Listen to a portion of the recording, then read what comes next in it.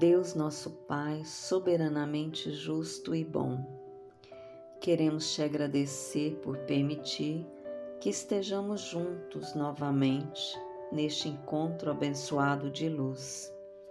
Precisamos tanto dessa luz para clarear os nossos caminhos e, principalmente, iluminar a nossa mente de forma que possamos fazer dela uma usina geradora de bons pensamentos e, em consequência, de bons sentimentos.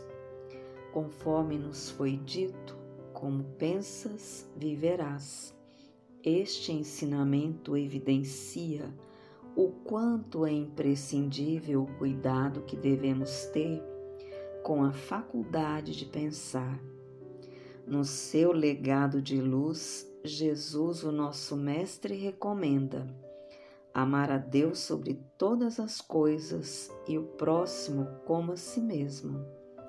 Este pequeno grupo de palavras, contendo tamanha profundidade, resume o que devemos fazer paulatinamente para alcançarmos a lucidez e agirmos com amor e sabedoria. Rogamos a Jesus que nos auxilie no entendimento correto do amar a si mesmo. O amar a si mesmo também passa pela vigilância e oração. Com a vigilância, Jesus nos convida a prestarmos atenção de modo que possamos atuar como educadores de nós mesmos, corrigindo a tempo e a hora o que há muito temos descuidado. Precisamos tanto do momento de oração ensinado por ti, Jesus.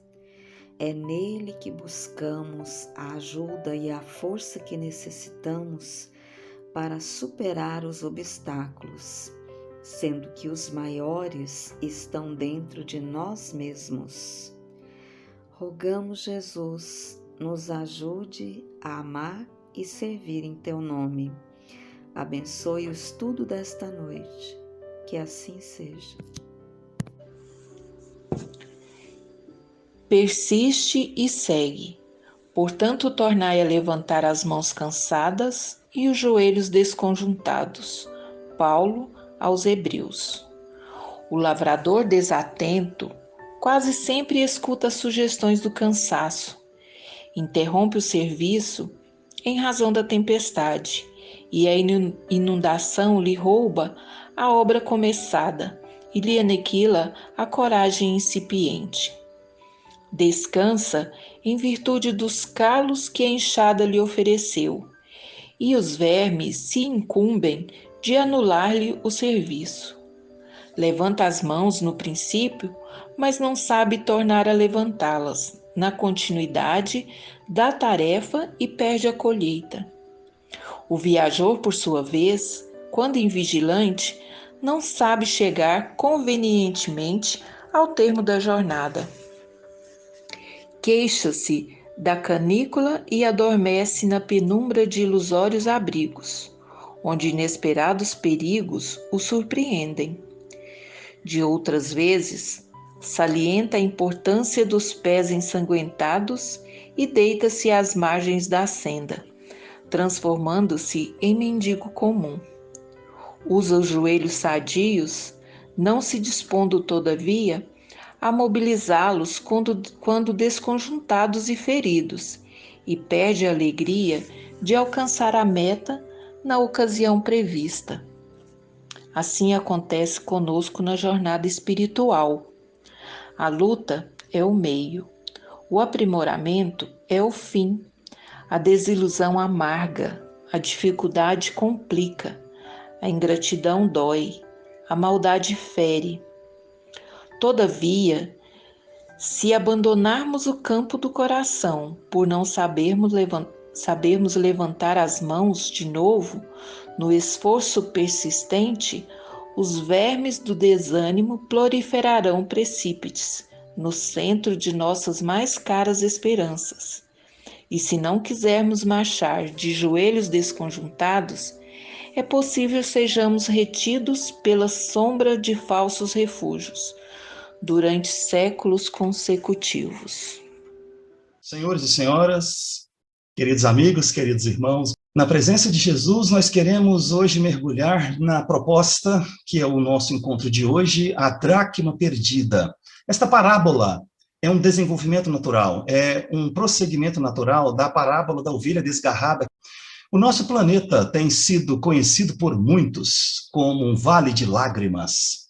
Muitas pessoas, através de religiões dogmáticas e necessariamente por esse exato motivo limitantes, têm ouvido dizer que nós viemos a este planeta para sofrer e que este planeta abriga espíritos endividados, portanto condenados, e que talvez, até mesmo nessa mesma proposta, tenham que ser punidos, de tal maneira que a máxima sabedoria pode nos conferir apenas a capacidade de sofrer bem, e enquanto nós estivermos aqui, de acordo com essa ótica, nós haveremos de sofrer.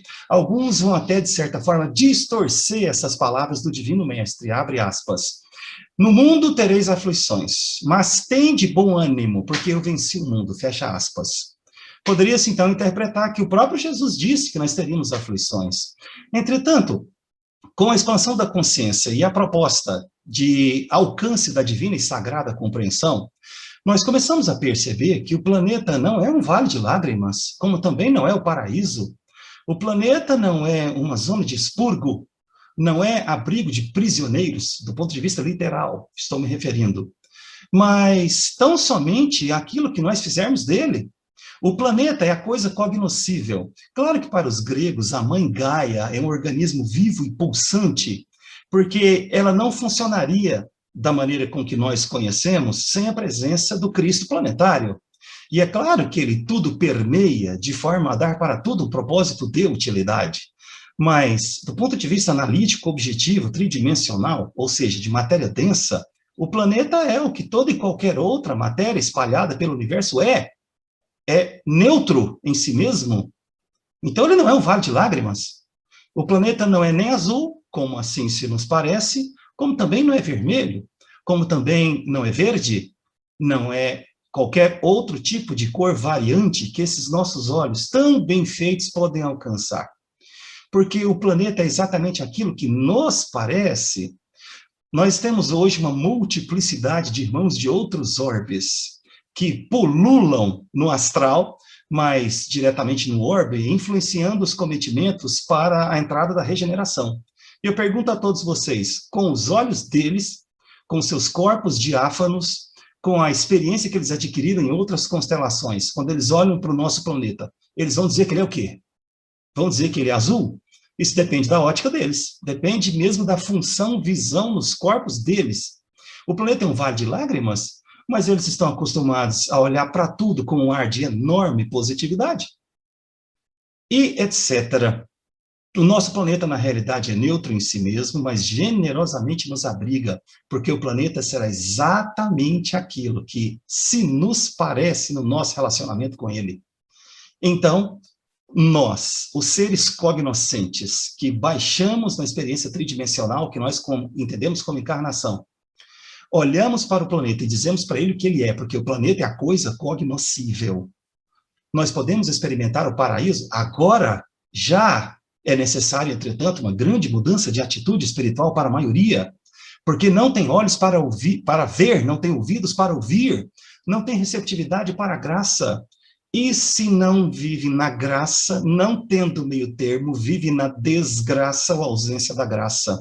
Qualquer pessoa que perdeu a esperança na linguagem de Chico Xavier e se vê constrangida a sofrer, é entre todas a mais infeliz que o planeta poderia abrigar. E ela não vai ver beleza, nem generosidade, nem profusão de recursos a nosso favor em parte alguma. O problema está justamente na atitude espiritual geral dos reencarnantes. Os que compõem mais ou menos 2/3 da população predominante, a dos profanos de carteirinha, porque estão acostumados a errar muito, e quando se reencarnam no planeta, apenas dão consecução aos padrões dos homens velhos que eles sequer identificaram, quanto menos dizer que eles começaram a superar.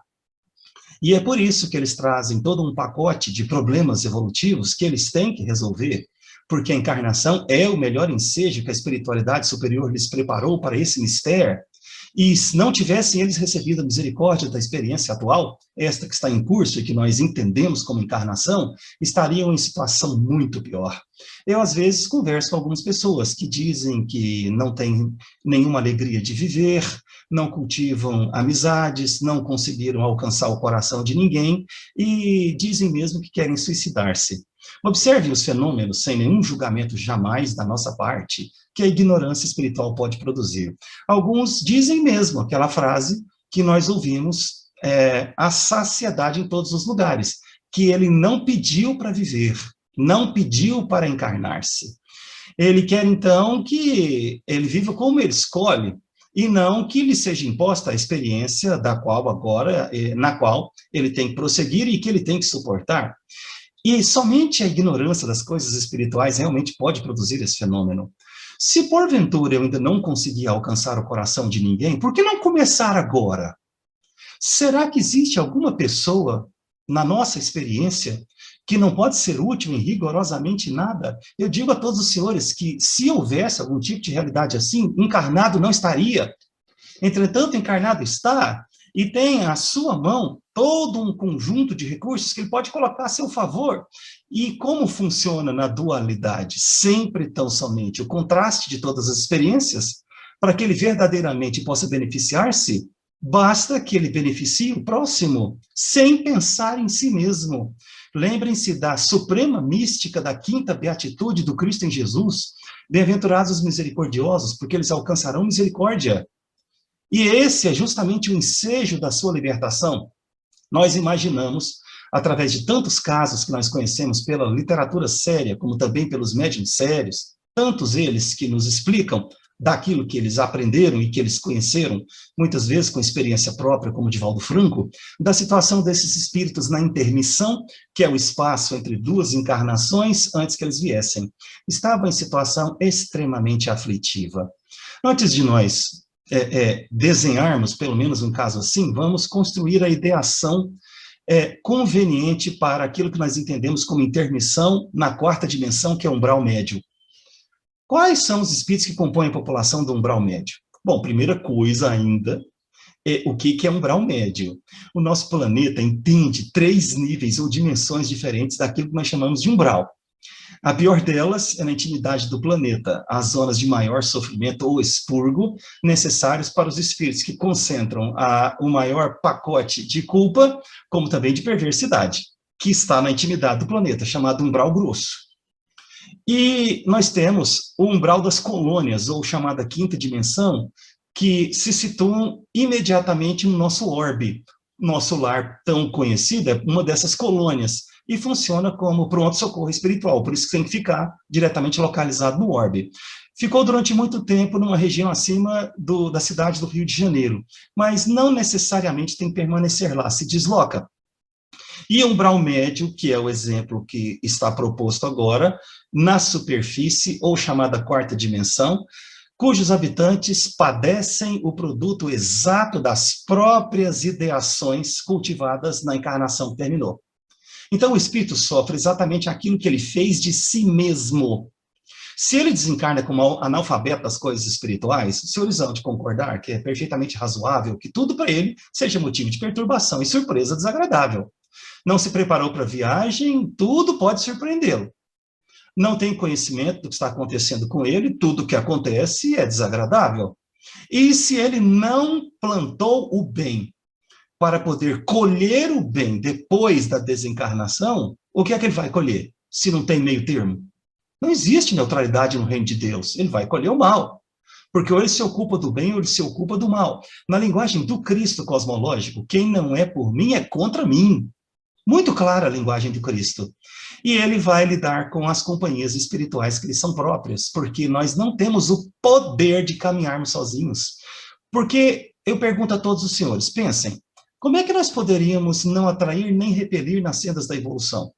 Como é que nós poderíamos viver desse jeito, em neutralidade total, se a própria mente, da qual nós não podemos nos desvincular, é um dínamo super poderoso que movimenta a matéria em derredor, sendo ela provocada constantemente pelo livre-arbítrio soberano do espírito que a comanda?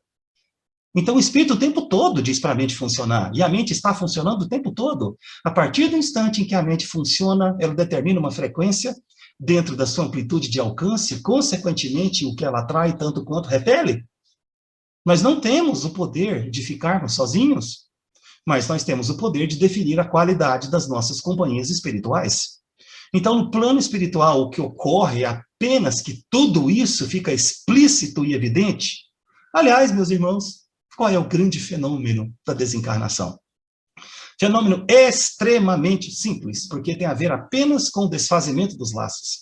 Por uma questão cosmológica, é muito mais difícil construir do que destruir, é muito mais difícil edificar do que colocar abaixo.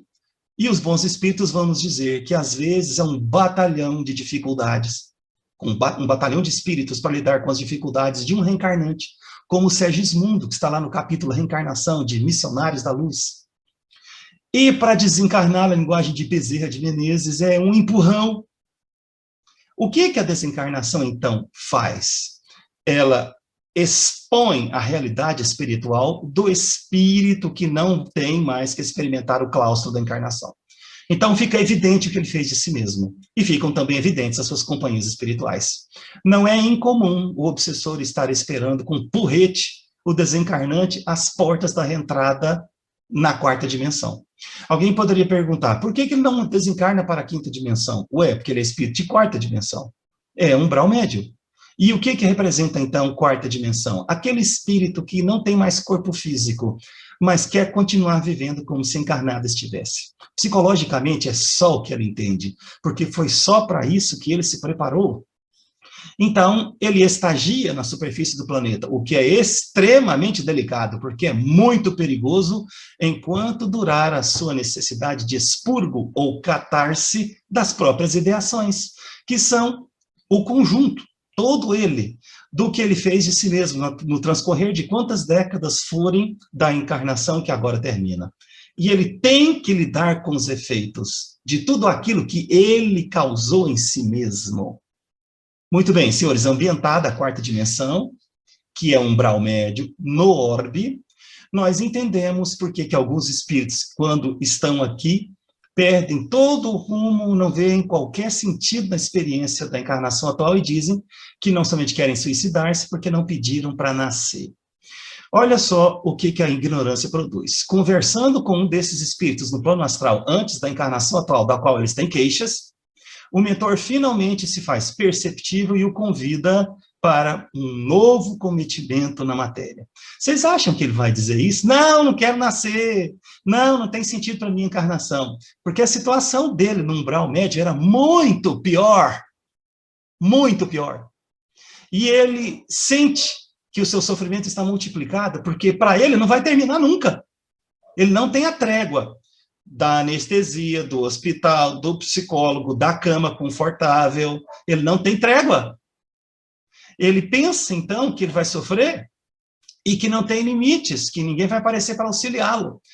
Ele não entende quase nada da utilidade da encarnação, mas uma coisa, quase todos esses espíritos do umbral médio entendem.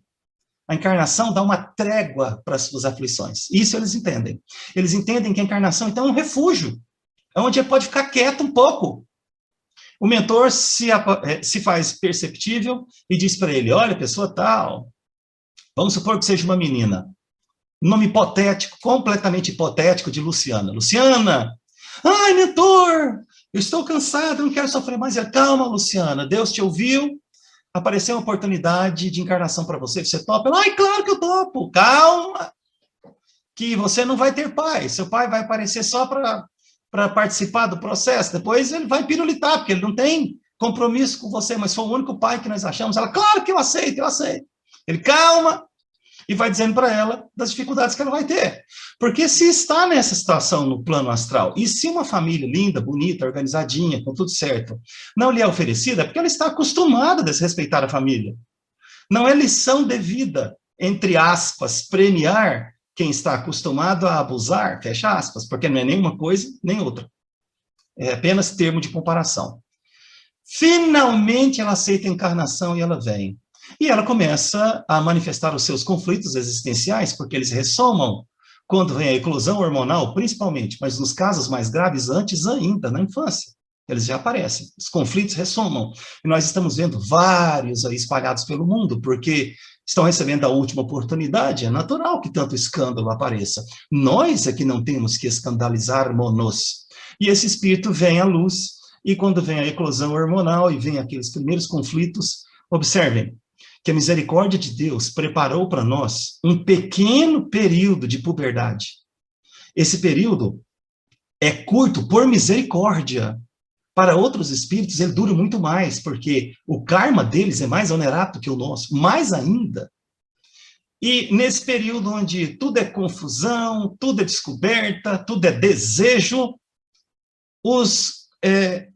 as dificuldades evolutivas se misturam com essa realidade que tem a ver também com o quimismo no corpo físico. E ela começa a dizer que não pediu para encarnar, que quer suicidar, que não vê sentido em nada.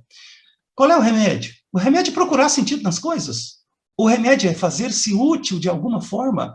O remédio é colocar a sua vida a serviço do próximo. Porque isso é que faz brotar na nossa verdadeira natureza, na substância real do nosso ser, o verdadeiro tesouro que nos liberta. Porque foi justamente a fuga disso que criou culpa, com a letra I, criou culpa e a colocou naquela situação de aflição aparentemente interminável no umbral médio. Estou dizendo isso para os senhores porque a obsessão não pode, em hipótese alguma, nos produzir problemas. E nós já vamos entrar no assunto da dracma, porque era isso que eu queria desenhar. A obsessão não é causa dos nossos problemas, jamais. Nem no caso mais grave que o planeta pudesse ter conhecido, que Allan Kardec entendeu como subjugação, e entendeu muito bem, porque a palavra possessão é completamente equivocada, e se ela dá a entender o que não é verdade, nós não podemos aceitar, não há espírito que tenha poder de tomar posse de um encarnado, isso é impossível. Não é que eles não queiram, ou não quisessem, é lógico que eles querem, mas eles não fazem porque isso não é possível, não tem jeito. Não tem como o espírito tomar posse de um encarnado. Agora, se os senhores quiserem saber se existe uma possibilidade, dependendo do ponto de vista, existe, chama-se encarnação. O espírito toma posse de um corpo físico, mas não é posse. É outra coisa. Agora, a posse, ele tem do momento que ele vive. Entretanto, um obsessor não pode produzir um problema para mais alguém. Então, a obsessão não é algo ruim, como a maioria pensa. É apenas algo que muitos têm que suportar de maneira dolorosa e desagradável. Mas se eu disser que é ruim, eu tenho que dizer que é inútil, que obsta a marcha do progresso e que estava fora dos planos de Deus. E não é nada disso. A obsessão é útil, ela auxilia na marcha ascensional e é permitida por Deus. Eu pergunto a todos vocês, desencarnar é algo ruim? O que seria do nosso Deus? Se mais ou menos 160 mil pessoas desencarnam todos os dias na Terra, o que Deus estaria fazendo dos seus filhos? Nós teríamos que questionar Deus. Meu Deus, o Senhor é bom ou não é? Se a encarnação é algo tão ruim, tão difícil, por que desencarnam tantos? E a rigor desencarnam todos. Por que Deus faria isso? Não é a encarnação que é ruim, é a enorme ignorância em torno do fenômeno. Ninguém se prepara para ela, então é atropelado por ela. Mas se preparar, vai olhar para ela exatamente como ela merece ser olhada. Como um fenômeno simples de desligamento, desfazimento dos laços, porque a nossa pátria é a pátria espiritual. Nós aqui estamos, daqui não somos. Então, ao mesmo tempo, eu pergunto para todos os senhores, a obsessão é ruim? A obsessão é um excelente indicativo das mazelas morais que nos competem observar. Senão, nós vamos voltar para o umbral médio na quarta dimensão, e se a coisa piorar, vamos para o umbral grosso, e se a coisa piorar, vai acontecer o que está acontecendo agora para estes.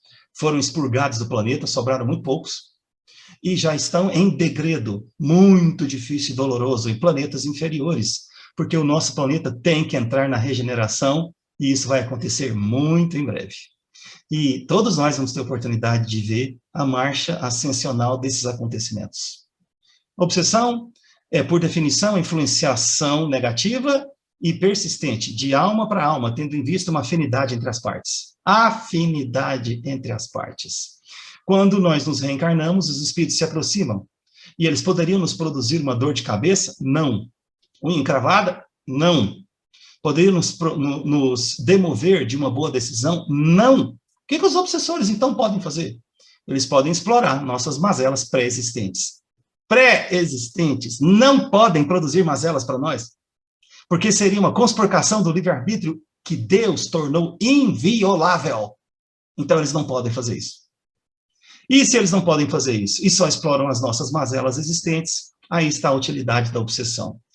Jesus dá continuidade à proposta analítica da ovelha desgarrada, dizendo que há uma festa maior no céu. Quando um mal, ao pé da letra na tradução do grego, muda a sua mente, mas aqui ele está falando de mente, não corpo agregado, mas da percepção cosmológica evolutiva no campo da sabedoria, do que quando um bom se eleva ainda mais. Quando um bom se eleva, o céu se alegra, porque, como disse um espírito muito recentemente, não é interessante para o universo o espírito não evoluir. Olha que frase maravilhosa. Não sei se vocês apreciam as coisas como eu estou apreciando aqui. Não é interessante para o universo um espírito não evoluir. O universo inteiro promove a ascensão dos filhos de Deus. Basta ter olhos para perceber. E se o universo promove a evolução, naturalmente que a ovelha desgarrada é uma ovelha que pelo próprio livre-arbítrio afastou-se, mas o bom pastor não quer que ela se perca. Ele protege as outras 99 na primeira análise e vai buscar a que se perdeu. Já Jesus continua agora, nesta comparação, falando da dracma. Rapidamente. A dracma era a moeda grega, equivalente à moeda romana denário, e que era o salário de um dia de trabalho comum na Palestina do primeiro século. Nenhuma dessas duas moedas eram aceitas pelos judeus, que tinham sua própria moeda, o síclon. Então, no gasofilácio só poderia ser depositada a oferta na moeda dos judeus. Mas Jesus, que falava grego, naturalmente, e também um dialeto variante do hebraico que todos conhecem, que é o aramaico, comumente se utilizava da cultura que ele julgava a mais pertinente para a parábola que ele ia desenhar. E ele estava se referindo a uma mulher que tinha 10 dracmas. E ele diz que ela perdeu uma dessas 10 dracmas e se colocou completamente à busca dela. Ele fala que ela ligou um candeeiro e se pôs a procurar na casa toda. E como já eram altas horas da noite, ela não quis dormir até que ela encontrasse essa dracma. A dracma perdida finalmente foi encontrada e reintegrada às outras 10. O número 10 aqui não é coincidência. Não foi simplesmente tirado para poder dizer, põe um número redondo, põe um número normal. Vou falar só um pouco sobre isso. De tal maneira que quando ela encontrou essa 10ª dracma, a dracma perdida, ela quis dar uma festa. E essa festa é simples, ela chamou as outras vizinhas que ficaram interessadas naquele drama que ela estava vivendo, e disse para elas, regozijai-vos comigo, porque foi encontrada a dracma que eu havia perdido. Mais umas questões simbólicas nessa contextualização do Divino Mestre. A dracma poderia causar estranheza em alguém por ter sido motivo de tanto regozijo, como também de tanta preocupação dela. Podia ter deixado para procurar no outro dia, podia ter largado isso para lá, afinal de contas era só uma dracma. Mas se tratava de uma mulher muito pobre. E ela provavelmente vivia numa casa que não tinha janelas, por isso que ela ligou o candeeiro. E essa casa ficava lá atrás, como se fosse uma região periférica das cidades, onde ficam os mais pobres. E para ela, uma dracma faria grande diferença, porque era um dia inteiro de trabalho, e ela não sabia nem sequer se ela poderia ter trabalho depois. Quando ela encontrou, as vizinhas que viviam mais ou menos na mesma condição socioeconômica, entendiam o valor que aquilo tinha para ela, e ela as convidou a regozijarem-se juntas no que ela foi atendida. Era algo que quebrava a rotina daquelas pessoas. Então, era muito importante, Jesus tomou isso como um exemplo aparentemente simples. Muito bem, por que então o número 10? Porque no estudo da mística dos números, na representação energética ou fluídica dos números, depois de tudo cumprido e tudo aprendido, se nos é apresentado o número 10, é a primeira associação com 0. E o 10 significa agora que tudo aquilo que nós conquistamos na senda da evolução tem que ser colocado por obra. O número 10, então, representa, ao contrário do número 5, um momento em que não tem mais sentido algum você ficar só buscando conhecimento, porque o próprio conhecimento agora tem que ser conquistado com a materialização de todas as propostas que você aceitou.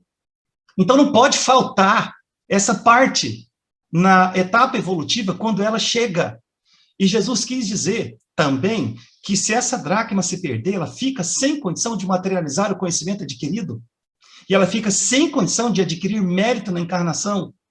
A dracma tem que ser reconstituída no todo, de forma que ela retome a estrada do progresso e tenha condição de compreender que ela pode ser útil, colocando-se de maneira útil com relação a todo aquele cujo campo de ação ela pode alcançar. E se ela perdesse a oportunidade de materializar o seu conhecimento, a suprema sabedoria ficaria adiada. Mas Deus não vai permitir que isso aconteça. Representativamente, a mesma coisa nas 100 ovelhas. É a associação do número 1 com 0. É quando o 0 aparece pela primeira vez. Na mística dos números de Pitágoras de Samos, a representatividade na cidade pitagórica era somente do 1 ao 9. E aquela estátua famosa colocada na cidade pitagórica, com um braço apontando para o céu e outro apontando para os homens, deixa claro que era a trajetória toda ela da mística, eu recebo de Deus e retransmito para todos vocês. Agora, com o número 10, está na hora de se colocar por obra. Esse é o texto original da parábola do castelo edificado sobre a rocha e o castelo edificado sobre a areia. A suprema sabedoria do homem não está somente em conhecer a verdade, mas em realizá-la na sua vida. E quando o Divino Mestre faz a associação da festa no céu com a dracma que foi reestabelecida, ele está querendo dizer que quando o homem muda a mente, ou na linguagem de Jesus ele se arrepende, ele está pronto para materializar o conhecimento e libertar-se da própria matéria. Lembrem-se que no reino nominal, onde nós ora estagiamos, na dualidade de uma senda de provas e expiações, é tudo contraste, porque o homem, o espírito encarnado, homem ou mulher, o dualista está suspenso entre essas duas realidades. Ele não é o que vive as duas realidades. Na dualidade, ele é partícipe de uma proposta de autolibertação e de autorrealização espiritual. Então, ele pode olhar para duas coisas ao mesmo tempo. E como ele tem livre-arbítrio, e como ele agora está estagiando no número 10, tem a oportunidade de escolher como é que ele vai pôr por obra. E é isso que tanto eleva quanto condena as zonas inferiores, não é Deus. Pelo contrário, se ele entender a proposta e se reintegrar à grande fraternidade dos filhos de Deus, há uma festa no céu. Jesus chama isso de arrependimento. Eu tenho certeza que nenhum dos senhores vai confundir arrependimento com culpa. Jesus jamais poderia ver valor na culpa, porque é espírito puríssimo, inimaginavelmente evoluído, ele conhece todo o processo evolutivo, ele sabe o peso que a culpa incute naquele que a cria. Não é possível um obsessor criar culpa em alguém. Ele pode incitar um invigilante a criar ainda mais culpa por causa do próprio erro, pecado ou desacerto. E o Divino Mestre também quer nos lembrar nesta parábola que nós nos perdemos na encarnação pelas coisas simples. Mas eu ainda falava do dualista. O dualista pode olhar para duas propostas e pode escolher aquela que lhe é mais conveniente. Como é que nós vamos aprender o que é verdadeiramente ser forte, entendendo o que é ser fraco? Como é que nós vamos aprender a ser livres, experimentando o claustro da encarnação? Como é que nós vamos valorizar a beleza, a construção das coisas que são úteis? Experimentando fealdade, tendo uma medida de destruição, tendo uma medida de afastamento da edificação inteligente das coisas que promovem equilíbrio, serenidade e paz. E quando nós entendermos todas estas coisas, será que nós poderemos ainda ser chamados de dualistas? Claro que não. Uma pessoa matriculada em ensino médio não pode mais ser chamada de criança de jardim de infância. Não tem sentido, ninguém faz isso, porque, sabe, é completamente inútil, ninguém vai ouvir. Quando cessar a fase da dualidade e nós deixarmos a necessidade de experimentar dicotomia ou contraste, estaremos completamente afinizados com a proposta de unidade que ansiosamente nos aguarda? Nós nos perdemos, entretanto, quando nós nos reencarnamos pelas coisas simples. Porque a encarnação é uma ilusão, justamente porque na fase dual é a melhor medida de compreensão da suprema realidade. A suprema realidade aqui, ainda que use o termo suprema, é relativa. Não é absoluta realidade, é suprema realidade, porque ela é hegemônica com relação a todas as outras pseudo-realidades. A encarnação é uma pseudo-realidade, nada disso aqui é real. A ciência já diz e concorda com essa vertente filosófica multimilenar. Na realidade, não há realidade na matéria. A matéria é uma ilusão dos sentidos, necessária e temporária, para que esta experiência dual seja possível e didaticamente seja engendrada de forma a favorecer os nossos cometimentos aqui para o devido aprendizado ou conhecimento e experiência que devem ser adquiridos.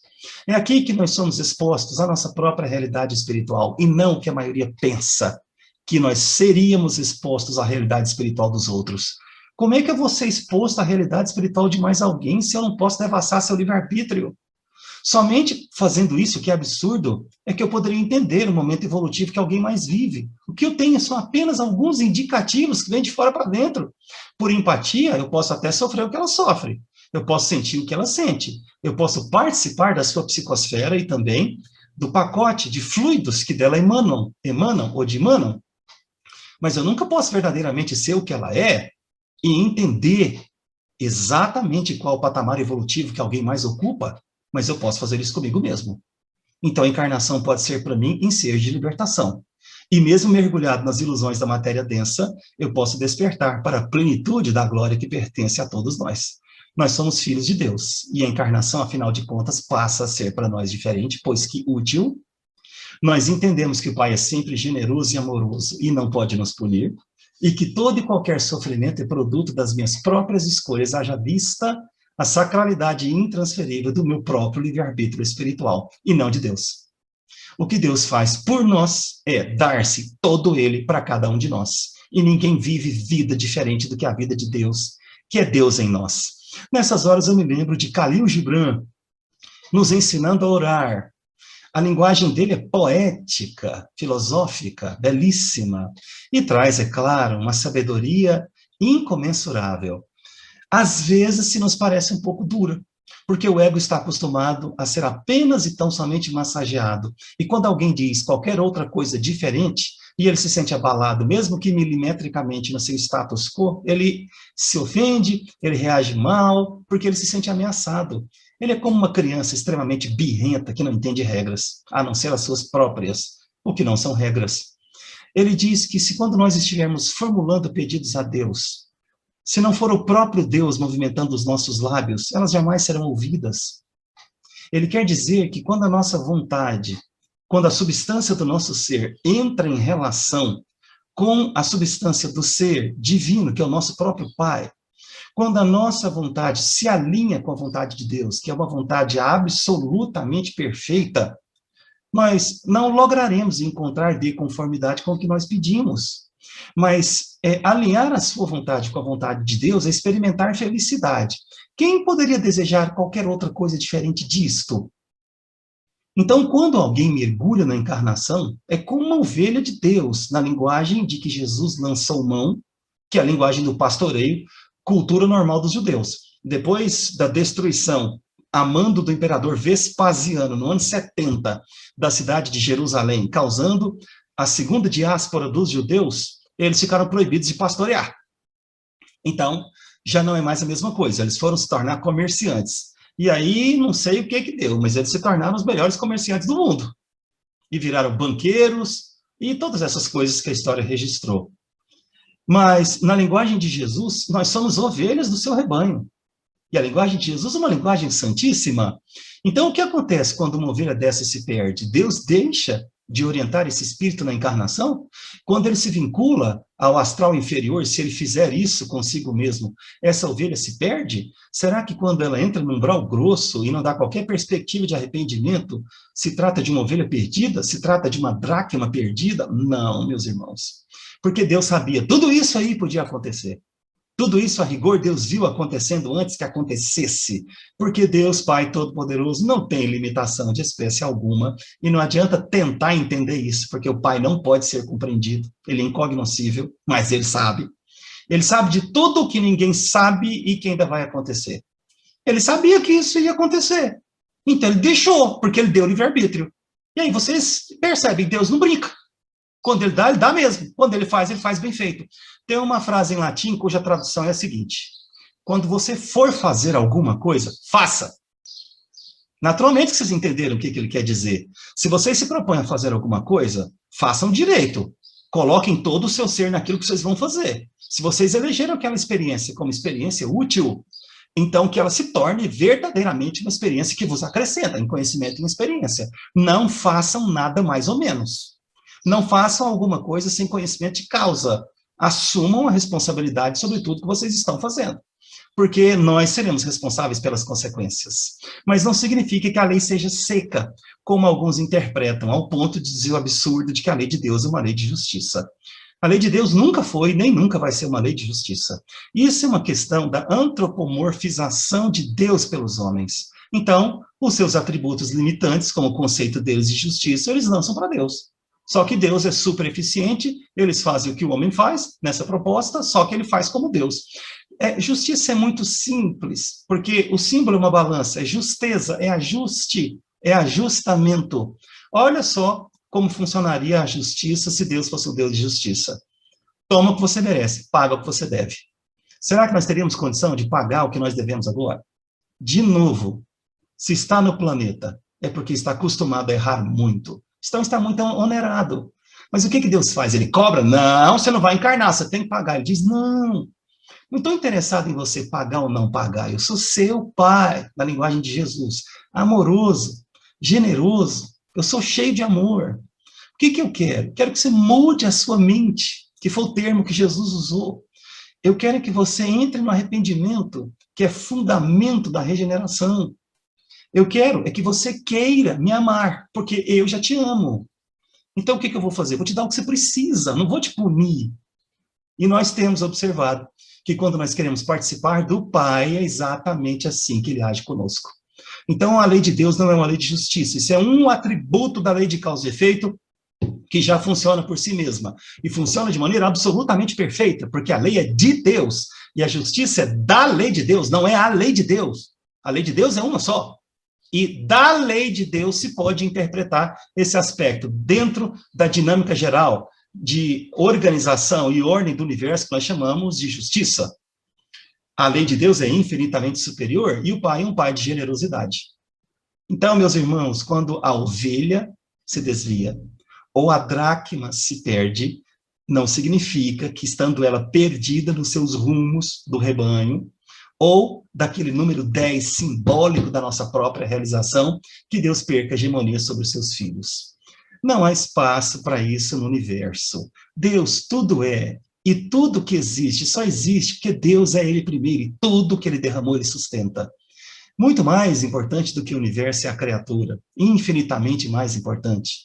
Será que por ela estar tão perdida em si mesma, Deus vai deixá-la perder-se de si? Não tem como isso acontecer. Então, o interessante é aceitar incondicionalmente a vontade de Deus. Eu tinha falado do número 5. Número 5 é um momento delicado na evolução, em que, não tendo ainda toda a realização espiritual no campo da mística, você pode optar pela esquerda ou pela direita. Você pode optar numa bifurcação, ou seja, onde lhe são oferecidos dois caminhos, em que você pode se desviar das sendas do progresso ou escolher permanecer nas sendas do progresso. Porque não há ainda todo o conhecimento e toda a experiência. Está se referindo ao começo da fase dual, onde tudo é penumbra na dualidade. O número 10, que foi o número de que Jesus se utilizou para se referir à dracma perdida, não. Já se refere ao cumprimento total de toda a proposta dos 9 números de Pitágoras de Samos no campo da mística. Agora é a hora de pôr por obra. Não a ovelha que se perca, porque o pastor é o bom pastor, e ele resgata qualquer ovelha, sem descuidar das outras 99. Ao mesmo tempo em que não há dracma que se perca, porque é o salário do justo, e o salário do justo não se perde. E o justo sempre encontra o seu salário. Jesus disse isso para os apóstolos, que não eram assalariados. Ele dizia para eles, vocês trabalharam, vocês têm direito ao salário de vocês. O justo sempre tem direito ao seu salário. Jesus está dizendo o seguinte, não tem como vocês fugirem da lei de causa e efeito, porque Deus tudo é e tudo permeia. E a rigor tudo é Deus. Vocês trabalharam, vocês semearam o bem, vocês são obrigados a colher o bem. Não se preocupem com o que vocês vão semear. Desculpem, colher. Preocupem-se como vocês vão semear. Semeou o bem, vai colher o bem. Imaginem aqueles que beberam na fonte. Imaginem aqueles que participaram da sublime psicosfera de Jesus de Nazaré, filho de José, o carpinteiro. Lembrem-se, vocês são ovelhas de Deus, não vão se perder. Vocês são dracmas na representatividade do momento evolutivo em que vocês têm que pôr por obra tudo aquilo que vocês receberam. E o Pai nunca vai deixar de amá-los e nunca perderá sobre vocês a sua hegemonia generosa. Queridos irmãos, vamos todos agora fechar os nossos olhos e na câmara secreta do nosso íntimo elevarmos o pensamento até Deus, onde encontraremos a paz e a tranquilidade para as nossas almas. Senhor, após a palestra de hoje, sentimos-nos privilegiados por ter nos dado a oportunidade de conhecer um pouco mais sobre a sua mensagem que tanto nos inspira os sentimentos mais elevados. E assim, com o coração inundado do bálsamo de luz, manifestamos a Ti o desejo de sermos conhecedores de nós mesmos. Mas para isso, clamamos que derrames sobre nós os fluidos sublimes, capazes de elucidar os enigmas mais profundos do nosso ser, possibilitando-nos entrar em contato com a parte de nós que ainda se faz oculta aos nossos sentidos. Certos de que, pela sua misericórdia, receberemos o auxílio desejado, agradecemos o seu gesto de infinita bondade a nos envolver e a nos impulsionar para seus braços acolhedores que nos aguardam na eternidade. Que assim seja.